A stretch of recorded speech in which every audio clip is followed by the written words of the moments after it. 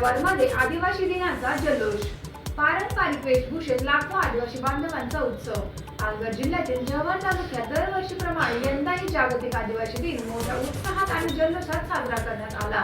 या सोहळ्यासाठी तालुक्यासह परिसरातील लाखो आदिवासी बांधव एकत्र आले. पारंपरिक वेशभूषा, ढोल ताशांचा गजर आणि आदिवासी संस्कृतीचे दर्शन घडविणाऱ्या विविध पारंपरिक नृत्यांची संपूर्ण परिसर दुमदुमून गेला. महिला, पुरुष, युवक, युवती तसेच ज्येष्ठ नागरिकांनी मोठ्या उत्साहाने सहभाग घेतला आणि आपली समृद्ध आदिवासी संस्कृती आणि परंपरा जपण्याचा संदेश दिला.